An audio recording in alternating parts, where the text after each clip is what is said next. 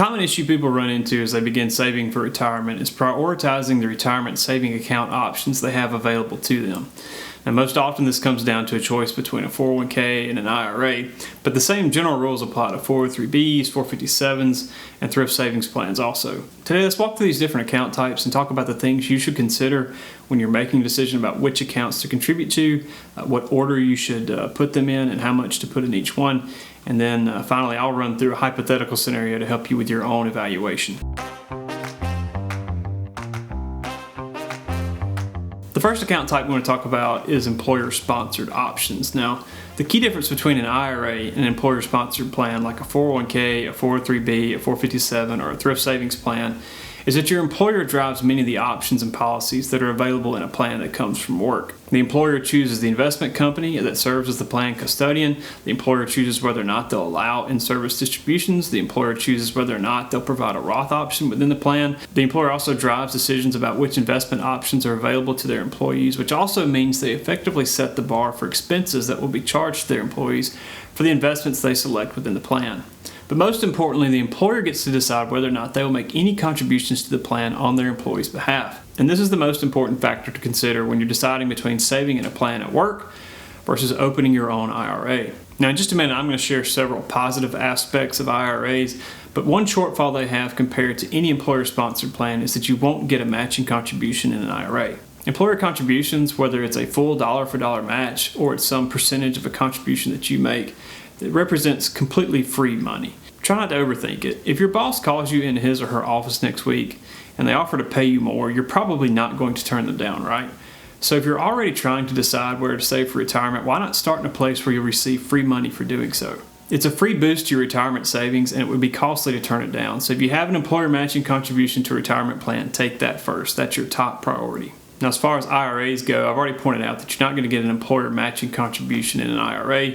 That leaves them at a significant disadvantage to your plan at work, but there are a couple of advantages that IRAs have over employer-sponsored plans. The most important advantage is control.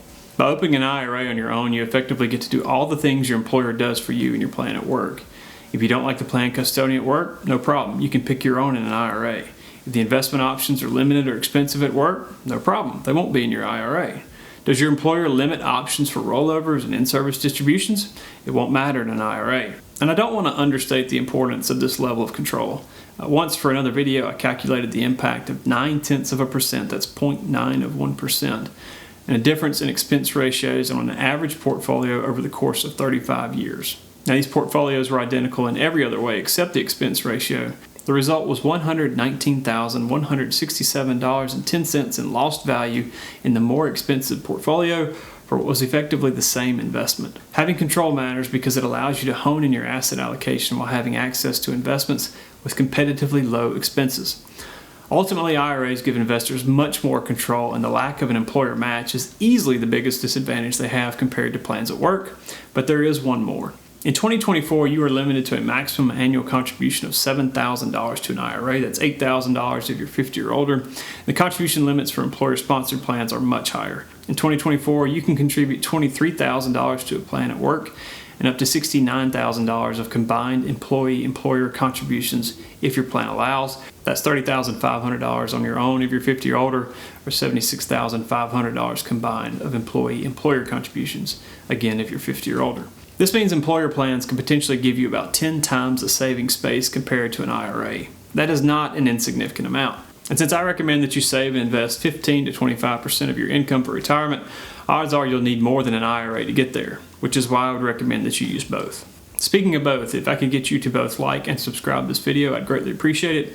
That actually allows me to keep making videos and helps the channel to grow. So if it hasn't occurred to you already, or maybe you aren't familiar with the rules the IRS places on employer-sponsored plans and IRAs, I have good news for you. You can contribute to both an IRA and to a plan at work. And this is a little off topic, but if you have access to a 457 plan, you can contribute to it in addition to both another employer-sponsored plan and an IRA, so you get tons of contribution space. Having the flexibility to contribute to an IRA and your plan at work effectively allows you to maximize the benefits of both. Now, you may have heard my comments previously about an employer match and thought to yourself, yeah, but my employer only matches up to 10% or 20% or whatever. Well, in fact, the average employer matching contribution for 401k plans in the United States is 4.167% of an employee's salary each year. So on average, even if you made $100,000 each year, only $4,166.67 would be matched by your employer.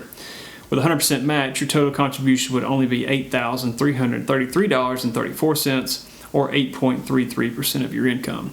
This is far short of the 15 to 25% that I recommend. Now, I've already shared how employer matching contributions are the most valuable factor in making a decision between saving in an IRA and a plan at work, but that doesn't mean you have to continue contributing excessively to your employer-sponsored plan. Once you've exhausted the employer match, there aren't any real advantages that a plan at work will have over an IRA except for the annual maximum contribution. So after you use up your employer match, I'd contribute to an IRA. If you don't have an employer matching contribution at all, I'd start with an IRA and contribute to it until you hit the annual contribution limit, that's at $7,000 or $8,000, before moving to the employer-sponsored plan. Once you've tapped out any employer matching contribution options and you've hit your annual max for the IRA, then I go back to the employer-sponsored plan until you either run out of money to save or you hit the limit in your plan at work. This is the exact procedure my wife and I used when we were first starting out in our careers. As it happened, we worked for the same company when we were first married. Our employer at the time made an 85% matching contribution to our 401k plan up to 6% of our annual income. So in other words, for every $100 we put into our 401k, our company would match it with an $85 contribution up to 6% annually.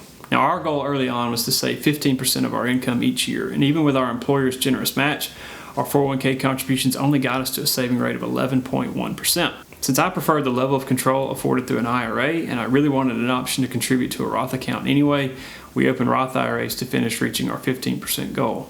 At the time, Roth 401ks were pretty few and far between, and my employer did not offer one. Now, truthfully, the IRA contributions put us a little over 15%, but it wasn't a stretch back then to maximize the annual contribution, so that's what we did. Now, thankfully, our incomes in the first years of our careers grew more quickly than they seem to now, so it wasn't long before taking the employer match and maxing out an IRA wasn't reaching 15% of our annual income. So at that point, we increased our contributions to our 401k plans until we were back up to 15%. This has basically been our strategy ever since, though we no longer make contributions to an IRA because our modified adjusted gross income has disqualified us. Now, all that said, there are a few caveats I want to go over. First, even though I walked through a scenario involving IRAs and employer-sponsored retirement plans, if you have an HSA available through your employer and your employer makes a matching contribution, then matching contributions in an HSA are actually more valuable than in an employer-sponsored plan like a 401k, 403b, TSP, 457, any of those, because HSAs can potentially be completely tax-free contributions, earnings, and withdrawals. Next, Roth versus traditional is another topic, but it doesn't really change the prioritization of contributions, just the type. So for more about traditional versus Roth, we have another video which I'll link above. You can check that out if you're wrestling with that decision between making contributions on an after-tax or pre-tax basis. Also, much of the information I went over was presented to show how to prioritize or rank one account over another, but that doesn't mean you should only contribute to one account until you max out your annual contribution, then start on the next one. If you approach contributions that way, you may miss out on some of your employer matching contributions because you may fill it up early in the year or get late start. So if you started with an IRA for the first, 4 or 5 months, and you didn't start contributing to your plan at work until, say, June, then you would only get employer matching contributions from June to December, and you'd miss out a lot of that free money. And finally, we have another video about prioritizing retirement accounts. I'll put a link to it above. You should check that out for more information about making the optimal choice for which retirement account to contribute to next. As always, I'm grateful to you for your time and for watching my video. God bless and take care.